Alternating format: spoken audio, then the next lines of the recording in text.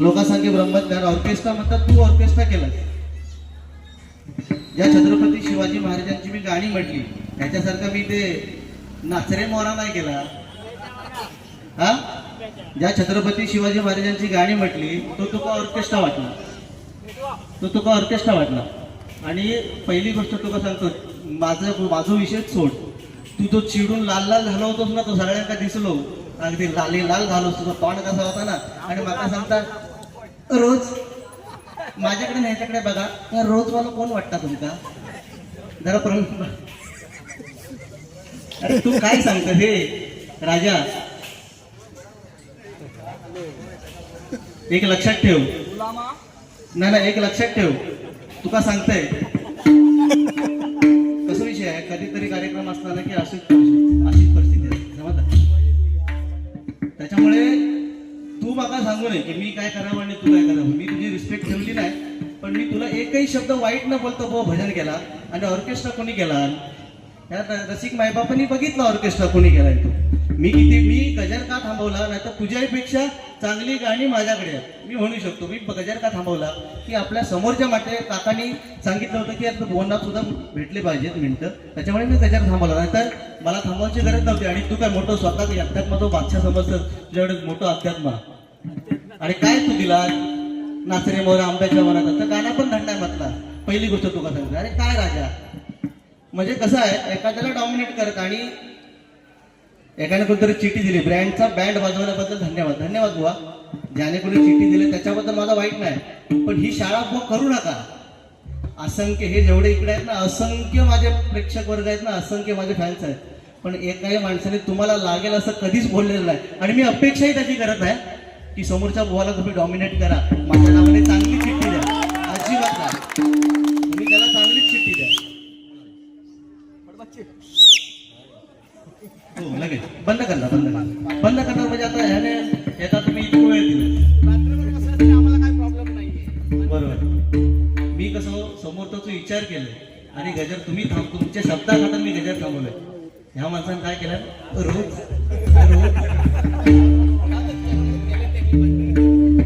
व उगाच नाही तुझ्यावर कोण बारीक आहे. त्याचं कारण आहे बुवाने सांगितलं की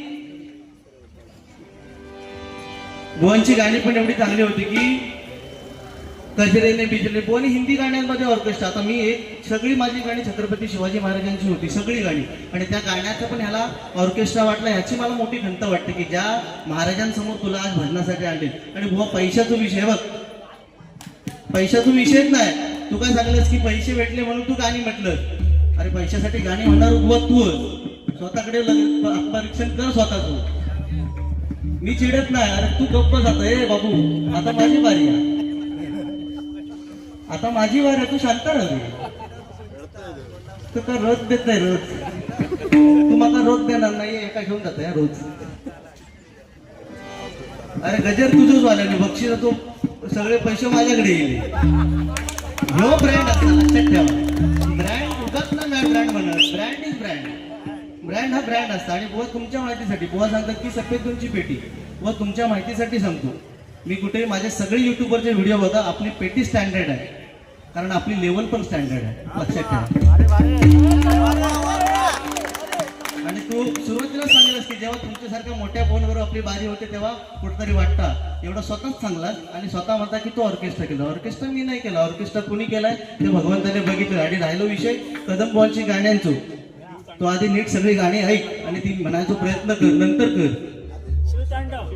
या ठिकाणी सन्मान्य आदेश बुवड शिवतांडवासाठी 500 रुपयाचा वार्षिक धन्यवाद कोणाकडून स्वीकारतोय.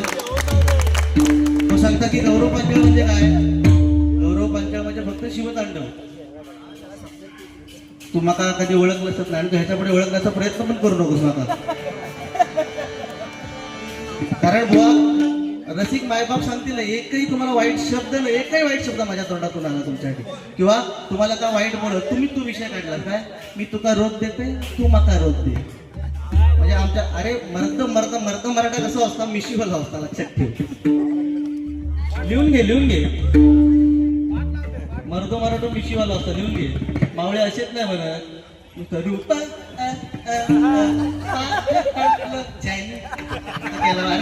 मेहनत असतं बुवा. अरे कुठलीही गोष्ट करताना त्याच्या मागे मेहनत असा लक्षात ठेव. तुझ्यापेक्षा मी बोलणारो भयानक आहे, पण लक्षात ठेव 4 लोक आपल्याला चांगलं बो म्हणतात आपण म्हणून आपण बोलू शकत नाही. नाहीतर तुझी इज्जत काढू नका 1 मिनिट पण लागणार. लक्षात ठेव, तुका काय बोलायचं तू बोलून घे. पोवाडा महाराजांची कीर्ती बेफाम. अफजल खानाचा वध 10 मिनिटं मीच घेणार ती, त्यांना देणार नाही. तू गप राहा ना. हे तू तुझा काम केलास ना, जा पाठीमागे हकीच बदलून ये जा.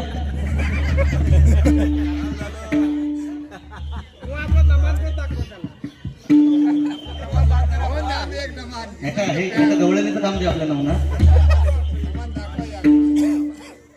तू आता काय बोलत नको हे मधी राजा. आता मी सहन केलंय ना, आता तू खूप तुझे जे चाहते आहेत त्यांना पण कळू दे.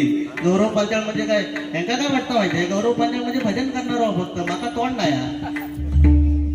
ही तुमचं गैरसमज आहे मोठं, लक्षात ठेव. होय गाणं 100%. 200 रुपयाचं पारितोषिक यावं. परशुराम भुवनचं हे गाणं आहे, भुवनसाठी म्हणतो. धनी रे रे रे रे रे ग रे सा धनी रे रे सा. या ठिकाणी पक्वाज वादक प्रतीक धुरी यांच्याकडून 100 रुपयाचा वार्षिक धन्यवाद.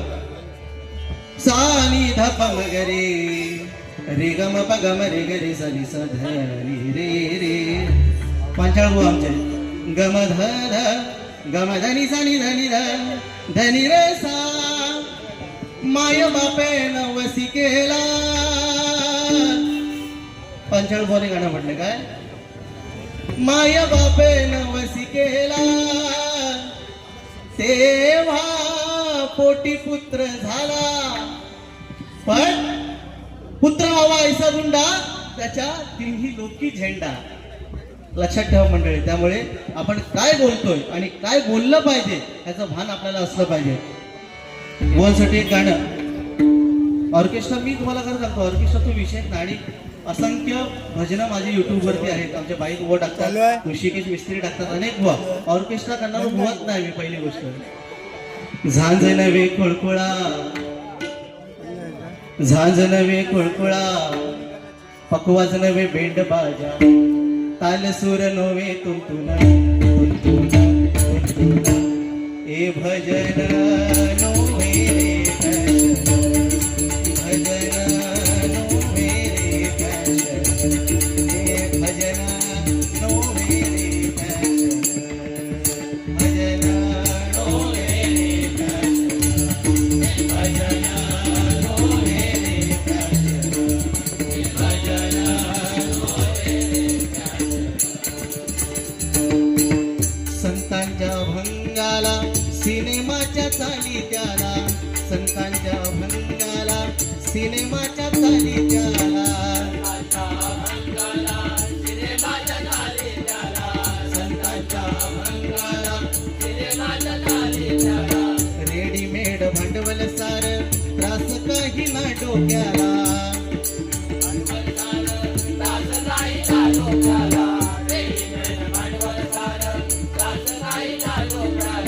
अभंगाची करुणी माती बुवाची खलकालवीती, अभंगाची करुणी माती बुवाची खलकालवीती,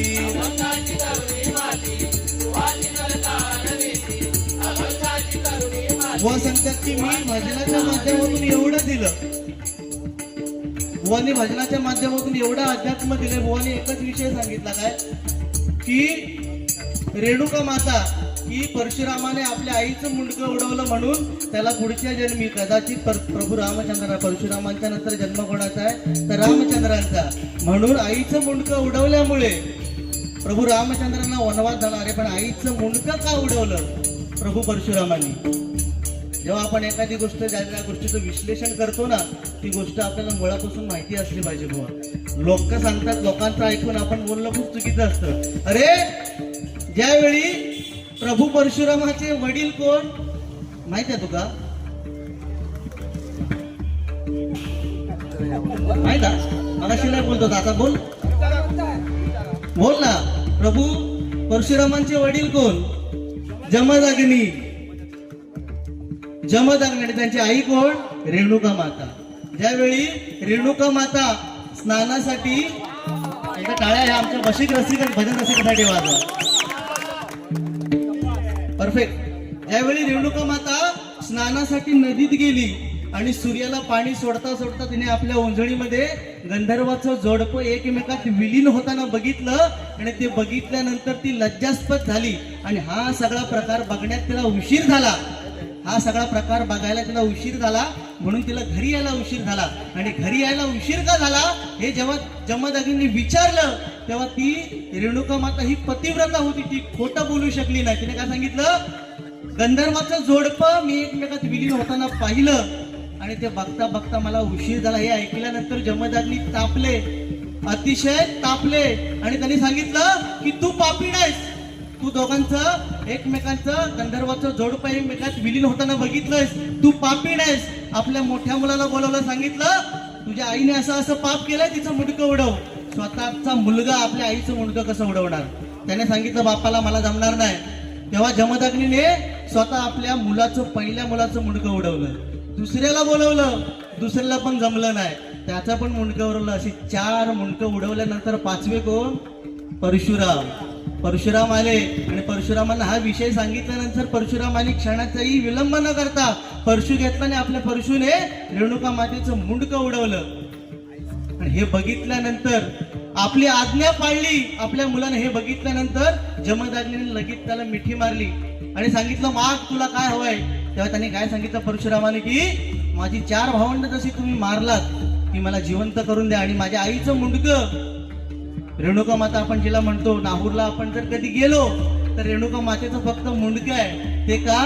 ते मुंडकं परशुरामाने उडवलं आणि म्हणून ह्या जन्मात परशुरामाने उडवलं मुंडकं, म्हणून पुढच्या जन्मी त्यांना काय झालं, आईपासून आपल्या दूर जावं लागलं, वनवास भोगावा लागला. त्याच्या पुढच्या वर्षी श्रीकृष्ण, मागच्या जन्मी वालीनी सुग्रीवाचं भांडण लागलं, चुकून रामचंद्रांनी बाण मारला म्हणून पुढच्या जन्मात श्रीकृष्णांच्या पायाला बाण कोणी मारला, मागच्या जन्मीचं सुकृत.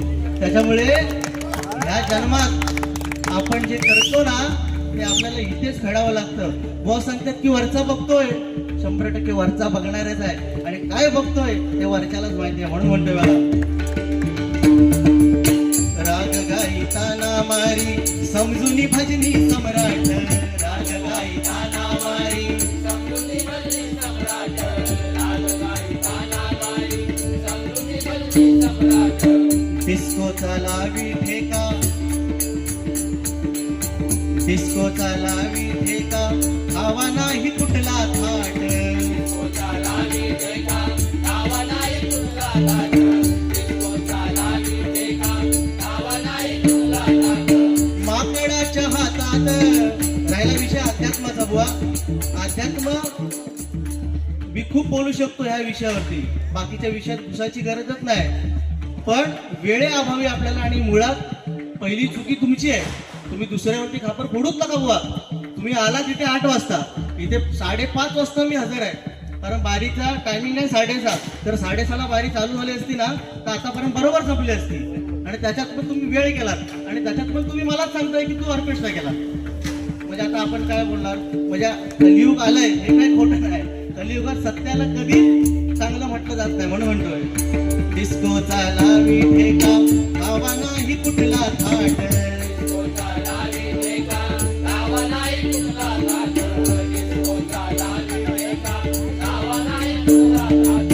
माकडाच्या हातात दिले जैसे कोलीत, माकडाच्या हातात दिले जैसे कोलीत, माकडाच्या हातात दिले जैसे कोलीत, माकडाच्या हातात दिले जैसे कोलीत, माकडाच्या हातात दिले जैसे कोलीत.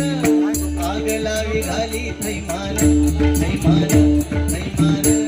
हे भजन नो रे भजन नो रे भजन नो रे.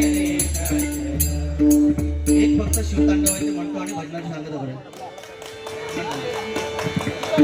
हे रे तड तड तड तड तड करीसी, तड तड तड